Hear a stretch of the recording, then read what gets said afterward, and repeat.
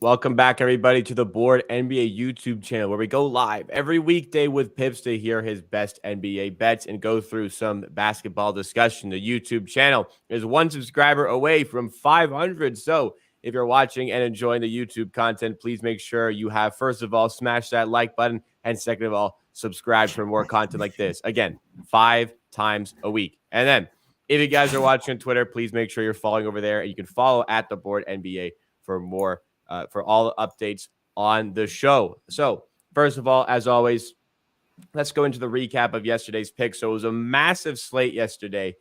We had 3 picks for you guys, 53 picks for you guys. Unfortunately, it is the first losing day of the new year. 2-1 on the picks. Let's bring them up here. So, on the season, still been a great season, an outstanding season. 56-37 on the season, 11% return on investment. First play of the day cashed. CJ McCollum went well over his points. Trey Murphy went 0.5 over, but hit this, I believe, pretty early on in the second half. Pips, was this game just kind of as expected for you? Yeah, this one was easy. Trey Murphy scored 2 threes in the first 6 minutes of the game, and CJ McCollum cashed in the second possession of the second half. So that one was pretty easy, and yeah, always easy against the Houston Rockets. And then second one was Kevin Durant and Zach LaVine over on points. Durant cleared this. I think he went 20 or 19 and a half points over this. He should have shared some of those with Zach LaVine, who finished this game with a pretty poor 13 points. What was going on with Zach LaVine in this one? I don't want to be like to. I don't want to talk about Levine. It's so frustrating. I hate that guy. Uh, I mean, there are some couple of guys in the league that I would like don't want to bet on them, but you just can't like personal narrative go against your Yeah, betting. I know what you mean. Looking at numbers, it was great. It was a great spot, but Zach Lavine scored 1 point in 70 minutes of the second half and scored like attempted 2 field goal attempts in this entire second half and got outscored by Ayo Dosunmu, Patrick Williams, and not only outscored but outshot. But Nikola Vucevic, Ayo Dosunmu, and Patrick Williams, like they won, so everything great. But I don't. That was a bit of luck on the part of Dosunmu and Patrick Williams making every shot they could make. And Lavin, I was understanding they were like trapping him or doing any kind of defense, but they were doing anything. It was a single cover switch defense, and he just wasn't interested in scoring, which is mind blowing. But I would say that this is probably my mistake because I was looking at the slate and didn't like the slate, so I was trying to create some space. But the obvious bet was to just take KD over 28 and a half. But trying to get when you're sometimes trying to get like the safer version, looking at the numbers, and yeah, Zach Lavine scored 20 plus points in 80% of the games, but I would rather have my money on KD and be okay with losing than losing on Zach Lavine, who is like you are getting paid 40 millions a year and you score one point in a close game of the second half. Like, what's going on? So yeah. So maybe it's just a case because there's been some rumors about some internal issues with Levine and the Bulls. Maybe that's partially playing on things. I'm not sure. I haven't been as focused with the Bulls. Do you think that? Have you seen those rumors? First of all, if so, do you think that could be playing on Levine a little bit? I mean, for sure, but he's like the rumors came out, and the next game he was still shooting his terrible shots. That's true. He has one of the terrible worst shot selection in the entire league. Like that guy is like, and he's making shots which is crazy. Like shot difficulty is absurd. One of the worst and most difficult in the league, and he still effectiveness is like above average, which is crazy. But he decided to give up on those shots last night. Kind of interesting. We'll move to the third pick here. This was, I feel like, when a play just loses outright, it's not as frustrating as like if Levine doesn't have a good game, but KD does. And this one, Trae Young had a fine game, really. The Hawks won this game. Trae Young, though, was 3.5 points away from the total and was 1.5 assists, I believe, away from the total. Does not hit on either of these numbers. Was this a case where there was a lot of help from the Hawks and Trae Young really didn't need to go off like usual? It was a weird game from the start, from the beginning, because they were like Trae Young will get the ball over the half court, and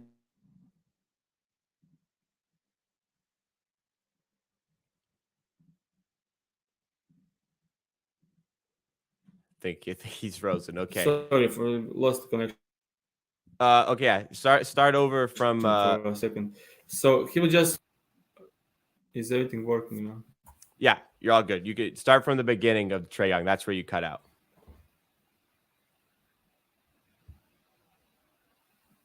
Oh man, Are we there? Okay, yeah, we lost. I lost the connection for like 5 seconds. we're So good now. We can hear you. okay, so the Trae Young was like just going with the ball over the half court. He will just pass the ball to Hunter or Bogdan Bogdanovic, and he will then go into the corner and let these guys isolation stuff. And Bogdan had a huge game. Hunter had a huge game. Collins had a huge game. DeJounte Murray had a huge game. So everyone had a huge game, and that worked last night. But it was a weird to see Trae Young standing in the corner, and whenever he passed the ball, they never passed back to him, which was interesting. So they also had some internal issues with Trae Young. So I don't know what's going on there, but they won. They played decent, and it is what it is. Like, didn't expect that kind of gameplay from the Hawks. Can't And all be also, winning. it was also weird. Trae Young played 14 minutes in the first half, and I think on the season he was like 31 minutes in a very close game. That's like totally weird. He's usually getting 36 to 38 minutes when the game is close, and he had the season lowest 12 field goal attempts in a close game. That's also so weird in an easy matchup against the Kings. So that's weird. Like, one of the weirdest game of the season from Trae Young. So unfortunately, they can't all be winning days. This is one of those losing days, 1 and 2. But there is an official play coming later today, hopefully to win back the losses from today. Before we go into that, you were talking about Zach LaVine's shot selection. Raptors are a team that also has some difficulties with their shot selection. If anybody tuned in yesterday to ESPN, the Raptors might have been their first nationally televised game of the season. They played against the Bucks. The first quarter score was 13-12. The Raptors shot 2 for 23 in the first quarter. And if you thought that was strange, well, the Raptors were down by 16 points with, I think, 1 minute and 11 seconds to go. Got to overtime and then also lost in overtime.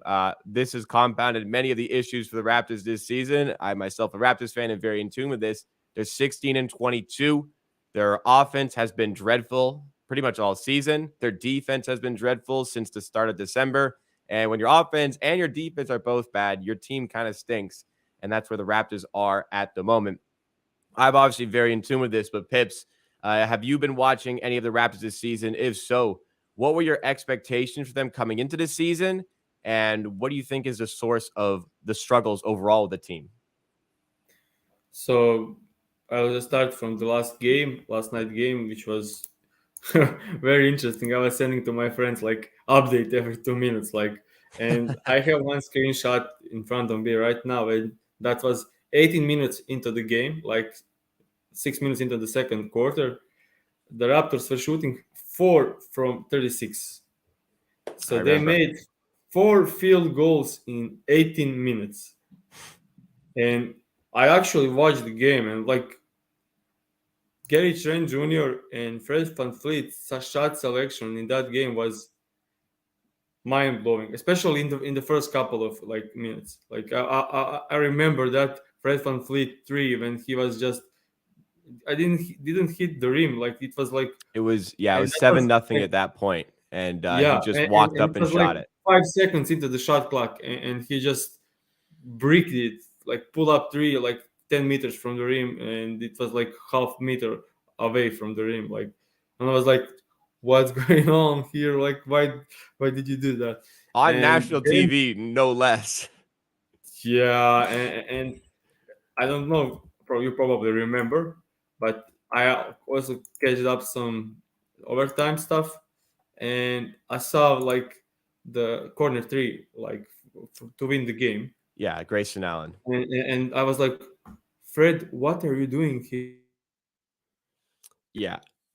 Like, Yeah. they were already like Scotty Barnes, as a huge surprise, did actually a good job defending Giannis, Hmm. and Siakam was there, and I think Trent or OG were there. Like, Everyone Scotty was did there. good job on the drive, and two guys helped, and then and Van Fleet left his guy in the corner to jump inside and didn't do anything like on Giannis, and left the guy wide open, and he made a three, and that was the game. So the question for you, from my side, is that I mean, I know that's a poor decision, but Fred Van Fleet, but is that like the Nick Nurse, like, defensive scheme? Yeah, it's not the first time this season. There was a game, I might have been the third or one of the first few games of the season where Fred helped off of Royce O'Neal to cover either Kyrie or KD in a game against the Nets when it was tied, or the Raptors down by one. The Nets had the ball and the shot clock was running out. There was about 10 to 15 seconds left. And Fred went over to double either KD or Kyrie. They kicked it to Royce O'Neal, who was hot all game, hit a wide open three, which iced the game because it put them up by 4 points. I would say it's probably mostly on Nurse. He would rather lose to Grayson Allen than give Giannis the opportunity to win the game for the Bucks a lot of the time. I think it's partially that. I also think it could be partially on, I think, Fred VanVleet just making a very poor decision there. That being said, because Raptors fans have been very critical of Fred VanVleet this season. I think he's been bad, but I think it's still overly critical. And that play, I mean, if you look at the replay, so if you guys don't know, it was 101, 101. There was 10 seconds left in overtime. Giannis had the ball. Scotty Barnes did a great job 1v1. Every Raptors player collapsed the paint. Giannis made a pretty ridiculous pass, but the fact that Grayson Allen was wide open in the corner allowed him to make that pass. And Grayson Allen, good Yeah, 3-point shooter, hit the but 3-pointer there. Fred Van Fleet going there just like And he did nothing. Yeah, he helped did nothing by Giannis going in a there. huge way. Like, he didn't have any outs if Fred just stays in the corner, and the game is probably like Toronto has like the 10 winning seconds. game possession after that. Yeah. So I think the narrative is on Nick Nurse because he just get in their head like help, help, help, help, help, help. And but it was a poor decision by Fred because there were already three guys helping on Giannis. So have primary defender and three guys helping. Like, that's four guys Yeah. collapsed in the paint on Giannis, and poor decision by Fred VanVleet, and he cost you the guys the game. Like, yeah, I I think mean, it's it just kind wasn't of, a great game. Didn't hear it you. was Sorry. entertaining. It was a bad game, but it was entertaining if you're watching, I Yeah, guess, especially late. And especially the Raptors, the like two last 2 minutes was some crazy stuff. the Raptors went on a 28-7 run in the last 3 minutes. They were down by 21 points, it was 3:13 to go, and they were down by 16 points. I think it was 111 to go. They were down by 16 and managed to tie. So it's exciting, but like it's just I think that one play kind of highlights the Raptors and this system of doubling, over helping. It's just not really surprising anybody anymore. And you're seeing like stars against the Raptors don't have, I mean, Giannis had a 30, 20, and 10 game, and you feel like they kind of stopped them a little bit. That's how good he is. But Yeah, just other nights, like Kawhi goes 5 for 12, but gets 8 assists, 1 turnover because the Raptors double him, but he's happy to let Norman Powell and Reggie Jackson do everything. So, yeah, this season has been a disaster for the Raptors, both ends of yeah. the floor. I'm not a huge fan of. Yeah, So I'd yeah, say for this season, what is good. So we've spoken about the Bulls being in a bad spot. They've made their big trade. The Raptors have not. They still have all these assets available. I'm not suggesting this season to make a big trade for anybody, but keep your assets and see how you can position yourself for the draft. That's putting it politely, positioning yourself for the draft. Look to trade Fred by the deadline. Try to get some sort of assets in by the deadline for Fred. And there's clearly some good players here, like Siakam, we've spoken so highly of. When Barnes is on, he's on. He had 0 points in the first 3 quarters, but 19 fourth quarter in OT. So there's talent on the team. It's just not enough right now, and it's not really worth investing in, I think, for this specific season, unfortunately. But disaster kind of right now in Toronto. You guys would not believe what the state of Raptors fan base is online at the moment. All right, with that, enough on the Raptors. Let's get you guys the official pick for today. Just one pick. Pips was not a huge fan of the slate that we had here, but let's go into the pick. It is involving the Rockets. I thought you'd go against the Rockets for the pick. You're going with the Rockets, and you're going with a player I'm a big fan of, Alperen Şengün. So yeah, I'm going with my guy here. Like I was watching so many Utah Jazz game that this one is pretty obvious. But and I hope just that Silas actually played Alperen for a good amount of minutes. And the play is Alperen Şengün over 11.5 points and over 1.5 assists, which is minus 120 at the DraftKings. So over the last couple of games, the Rockets are finally going to play through Alper and Şengün. Like finally, like I was waiting for this moment the entire season that they decide to use Alper and Şengün like Kings are using Sabonis or Denver Nuggets are using Nikola Jokic, because Alperen is amazing offensive player, amazing passer, amazing creator for his age.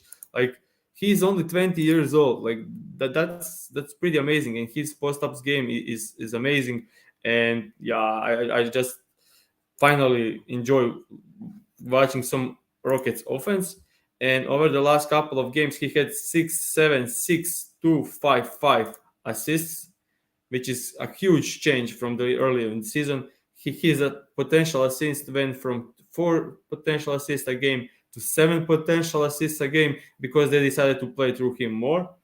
And this is a perfect spot for Alperen because uh, Utah Jazz allow the most points per game to opposing centers, and second most assists. So it's all centered going through bigs against the Utah Jazz because they deep drop and they allow bigs to post up and go one-on-one with them, and also they back off. So if the guy is coming from to get like a dribble handoff or something, they're getting wide open mid-range. So Kane Porter Jr., Jalen Green playing with Alperen Şengün should be a decent spot for them. And if you take a look at the last couple of games they played against the Heat, Adebayo had 32 points and 5 assists. Sabonis had 28 and 8 and 21 and 8. And if you take out some like lower guys like I'd say Jacob Poeltl, he had 16 points and 2 assists, even him. So I really like this spot for Alperen. I just hope he gets 25 or more minutes because Silas is like, I would say he's like terrible at his job. And yeah, I just hope if he gets 25 plus minutes, I'm like 90% sure that he'll clear this line. So yeah, I'm just hoping for minutes.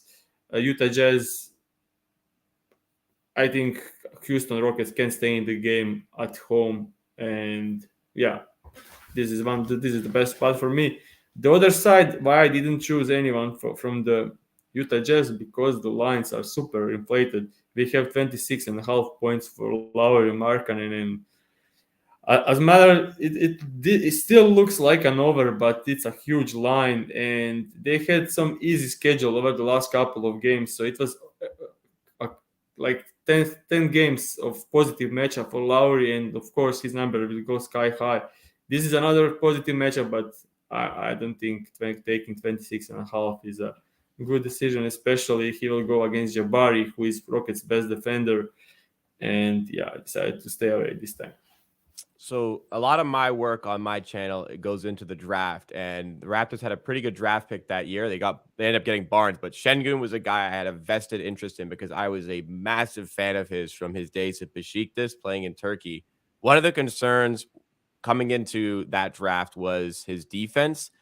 Just kind of curious, how has his defense looked this season overall? This is just a personal thing.